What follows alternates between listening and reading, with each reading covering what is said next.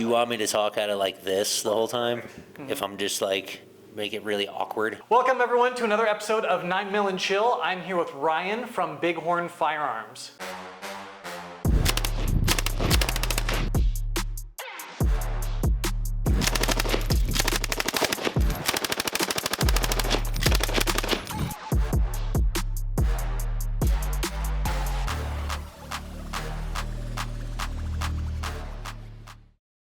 Thanks for coming out, saying hi.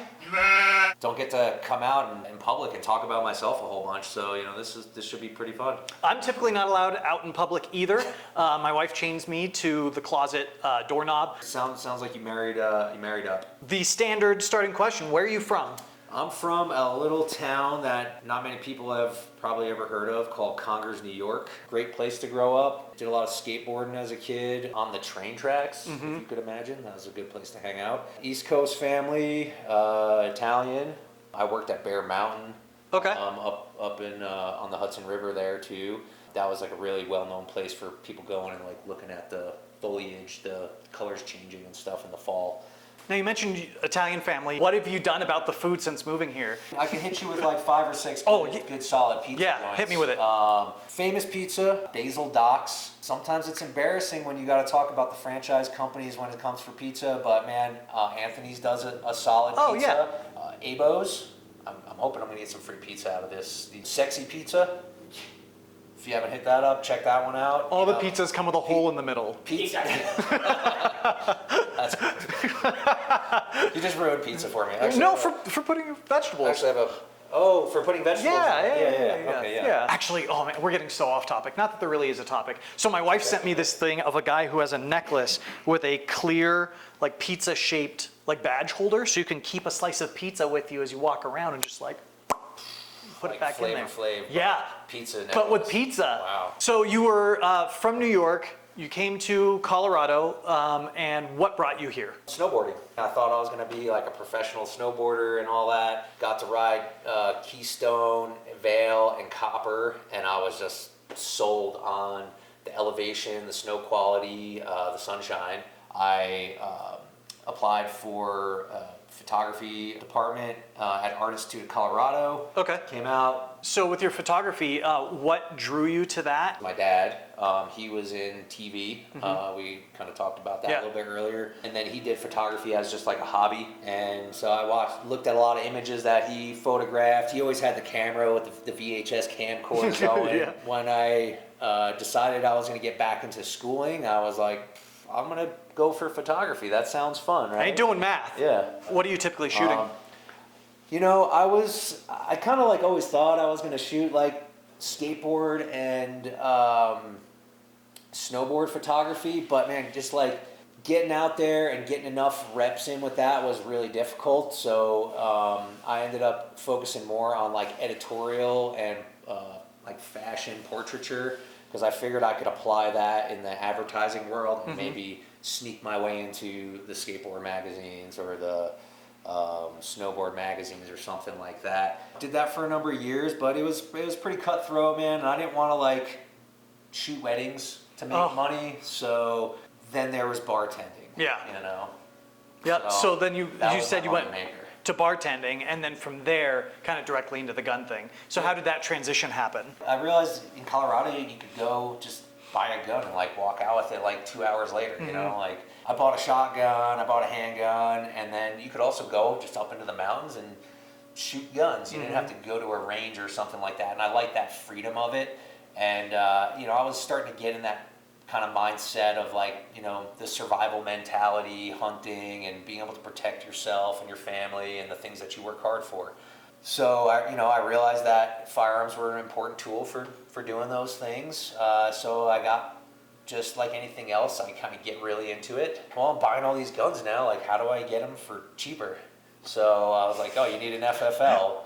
Just started kind of going down the list of all the things I need to do. Eventually get the FFL and came up with the name Bighorn. Said that sounds like a badass gun store. So when you started Bighorn, did you jump right into the shop, or were you like a garage FFL for a while? I did get the FFL originally from home, which was pretty difficult because I was living in Denver at the time.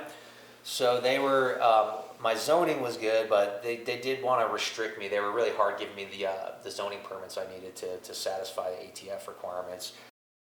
Once I knew I had the license, I was like, cool, change of address is easy. I'm going to start shopping around for some office space. I found a nice little office, popped open a little office setup, kind of like a by appointment only type of thing. Did some gun shows, you know, customers and other industry people alike, and realized this was like a viable thing. So I just started dumping a little more time and energy and money into it. You know, some events occurred in that first year of business for me in 2012 that made more people look harder for places to buy guns. You say, Dan, why are you showing me this? Because John's going to move north. The moisture from John. Had the name, came up with the logo with a friend of mine who was actually somebody I had met through my days in photography and the art world. The idea behind that was just like, you know, like even the good guys back then were all badasses, characters like Wyatt Earp. They were all outlaws before they were lawmen. So in your mind, the logo, how did the guy lose his eye?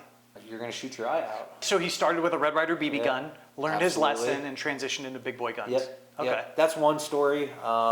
He's kind of an interesting character. I've actually seen his image turn up in a couple of weird places, like on a beer can, on a greeting card. And the greeting card was actually sent to me from New York, of all places.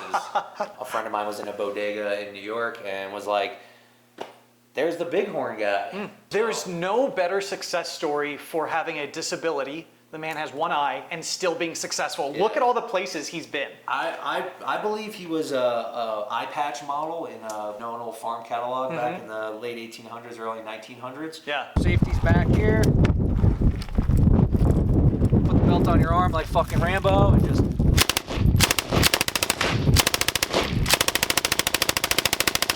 You know, start off with a little 400 square foot office and doing the gun shows, and then opportunity came up 6 months later to take over the whole suite that I had the office in, and did that and actually made a nice showroom. A couple years later, moved downstairs in the building that we're in now off of Jasmine Street, and took on 2,000 square feet, and then last year we took on another 2,000 square feet, expanded the shop. We have a gunsmith on site who's a really excellent gunsmith who does some amazing custom work, coatings, and the whole nine.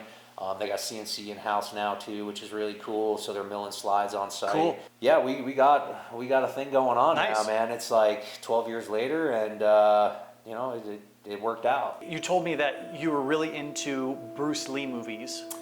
Yes. So I need you to settle a debate for me real Okay. quick. People tell me all the time that I look just like Bruce Lee, and Bronson thinks he looks more like Bruce Lee than I do. What do you think? I think maybe if you guys had a baby, it might actually be Bruce Lee. All right, let's get working on that. I'm sorry, man. It's gonna have to be Bronson. You know. Just because he's from Hawaii. Maybe a little bit to do with that, and then also he's clean shaven too. That's true. This actually has a purpose for this conversation. I'm not just going to talk about Bruce Lee movies. Okay. What was your first Bruce Lee movie that you saw that like really captured you? Ooh. And how old were you when this happened? Like, I mean, I saw Bruce Lee at a young age, and like I always was attracted to the martial arts, and I just knew he was like the ultimate badass. But it's like that iconic image from Enter the Dragon when he's got the claw marks on him. Yeah. You know, just seeing that as a kid, I was just like, what is this? You know. Yeah. But I didn't really get it. I got heavily into like the kung fu movies and everything in my teenage years, and I can definitely thank the Wu-Tang Clan for that. VHS at the time, you know, DVDs were just starting to really become a thing, but most of the kung fu stuff was going to be on VHS. Yeah. So I think my 9-year-old's like old enough now. Actually, I was watching one of the movies with him not too long ago, and then I like turned around back, and I was like I forget what the the black dude with the afro. Oh yeah. Was like his homie. And he had like ladies sent up to his room. And Yeah, it was like, I want you and you. I turned around, and I think my son was probably 5 or 6 at the time, and he's like watching it, and I was just like, oh, you know, because we had the laptop on the table while we were cooking dinner, and I was like, oh, I'll entertain him with something I can enjoy too. Forgot that scene was in there, you know. One of the first, if not the first, exposure to the female form that I had at that age was Enter the Dragon. All right. The reason why I asked you this is because you said that that love brought you into martial arts. You studied Jeet Kune Do. Yeah, that's kind of a funny story because of all places, and this just shows you that manifestation is a real thing. I'm like totally like locked in on this Bruce Lee thing, right? And I told you guys, I grew up in a town called Congers, New York. Probably never heard of it. We used to hang out all the time, kind of in the central part of town. And there was a old military cannon, a payphone there across from the pizza shop. Right? Trying to paint a picture here. Yeah. Picture it. This is where you said, yo, I'll meet you at the cannon. One day we're sitting there at the cannon and I'm waiting on a couple guys and I look over, the dry cleaner had gone out of business. So I look, there's a poster in the dry cleaner window. I'm like, what is this? Jeet Kune Do School is opening up in Congers, New York. I was like, what are the freaking chances of this, right? I'm thinking I'm walking in and I'm gonna like meet this guy. He's probably gonna look like Bronson or Nick here, you know, totally ripped and fast and ready to teach me some Kung Fu. I walk in and it's this 6 foot tall, redhead, Irish guy. This guy's name that I learned from was Brian. And did he have a ponytail? He did not. He did not have a ponytail. Karate instructors always have ponytails. You're making me think maybe he did, man, but no, he didn't. You would have never thought this guy could move. The first time he did a demonstration for me, I was absolutely blown away. The dude moved exactly like Bruce Lee, and he was faster than anything you could imagine. As someone in the firearms industry, do you feel like the Jeet Kune Do is a relevant tool, or what other martial arts are relevant? I would say Jeet Kune Do is like appendix carry. It's fast, it's effective. We all know, like, with where fighting is now with like UFC and mixed martial arts and stuff like that, you know, it's all about striking. The last place you want to end up is on the ground. Yeah. You know? But it's also the most likely place that you'll end up. And that's why jiu-jitsu is so popular now, because, you know, guys like the Gracies and stuff, they've, you know, proven that you're inevitably going to end up there, and it's something you need to know. You mentioned swords. So that's something that I was into also. I did Iaido and Iaijitsu for several years. Actually, Fred Masterson, I don't know if you know him, he's a writer. He puts on like a yearly Iaido like workshop thing that I'm dying to go to in Idaho. You were into that side of things also, right? Yeah, just, you know, I just always really was intrigued by samurai culture and martial arts and Eastern culture, nunchucks. I mean, it's like just cool shit. You know? Like my wife for our wedding present was a samurai sword. Very cool. Per recommendation of a friend who was like, she was like, I guess I should get him a gun. He was like, he's already got guns. Get him a samurai sword. And you know what? Pretty cool gift to get on the Very day of your cool. wedding. So when I was training, one of the guys I trained with, tiny Romanian guy, and because he was so short, he ended up using a World War II Japanese officer's sword because the curve was so severe that it was actually shorter, and he was able to use it. You were really into the World War II side of things too, right?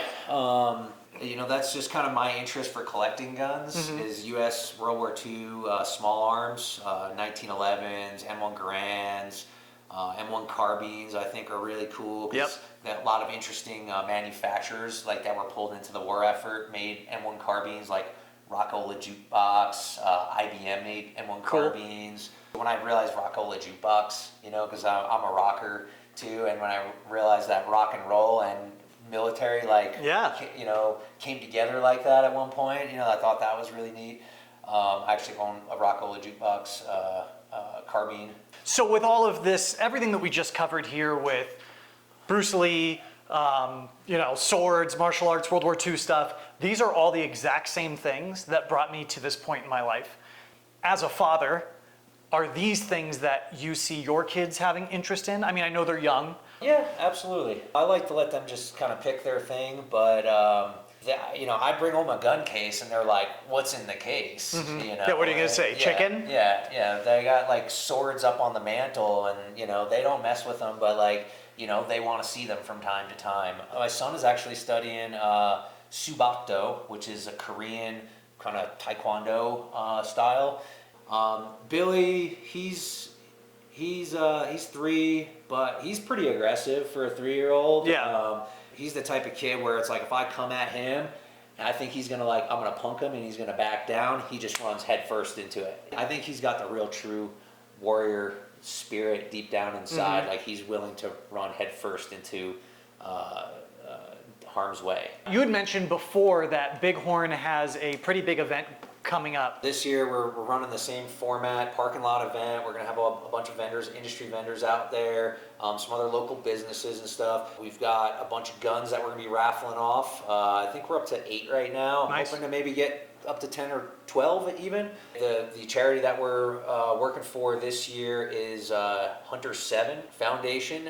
They raise awareness and help veterans with cancer screenings. You know, a lot of these guys are exposed to the burn pits and all sorts of just chemicals and heavy metals and just all sorts of poison, man. You know, I mean, it's a mechanized military now. I mean, there's just a lot of nasty stuff out there that these guys are exposed to on a scale that, you know, is affecting a lot of them now at a very young age. Really great organization. They're really cool people. I've been working directly with Chelsea, and she's just a badass. I've enjoyed all the conversations we've had together and the brainstorming we've done on the event. They have a lot of partners. Hoping to see maybe some special guests that they might bring along, and a couple other vendors as well. Please be Bruce Lee. We kind of like missed that boat. Well, we can just, Yep. you know, get him with a shirt off. Just and get paint oil him you up, also. man. Yeah. One of the great things about this industry in general is it seems that everyone is not just willing, but like wants to help other people within the community, and I love seeing that. We've had a great response. A lot of the same vendors we had last year, and some new ones as well. It's going to be a great event. We're going to have a lot of we're going to have some like tattoos, motorcycles, and gun stuff in the parking lot. A couple food trucks. We're going to have an axe throwing truck out there, and you can donate to Hunter 7 Foundation, get raffle tickets, and win guns. So, sounds pretty good to me. You better be there. June 22nd, it's a Saturday from 11 to 3 p.m. And real quick, before we wrap things up, this has been sitting here this whole time, and I know we mentioned it briefly, but do you want to explain what the Bighorn Salsa is? It is just like a premium badass salsa. It's made locally here in Colorado by a gentleman named Bryson Fields. Hell Yeah Salsa is the brand. We just did a co-brand with them. Worked up an idea for a really cool label, and he was all about it. And so we sell the salsa in the store. I give a lot of it away for free. I think it's just great marketing. Yeah. I know people are gonna love it. I mean, we have guys that come in regularly and buy the salsa when they're in because it is really great. Come by the shop, pick up a jar, or just go to Hell Yeah Salsa and order some from him. You won't get the cool label, but you know what? You'll be supporting another local business. And this is for external use only. Well, Yes. I guess it's in, you get what I mean. Yeah. Don't be weird. We sell the same products as everybody else. Now, I mean, we go out of our way to keep some of the cooler stuff hanging on the shelf and available to our customers. There's a lot of great shops in town. There's good competition, but you know, we want to be your friend. We want to just make sure you get good service and good quality products. We want to make sure you buy the right gun the first time. Any gun guy who's got a handful of guns now has bought a whole bunch of stuff, you know, whether it's accessories or guns themselves that you grew out of really quickly. So, you know, our goal is to really figure out what it is that what your end game is and help you get there, you know, in the first try. We want to help people exercise their Second Amendment rights. We want to help people realize that guns aren't bad and they're a ton of fun. Dude, check out how lightweight these cans are. What the fuck? They're plastic. Did you get that? I was told one time that I look like the Samuel Adams logo on the beer.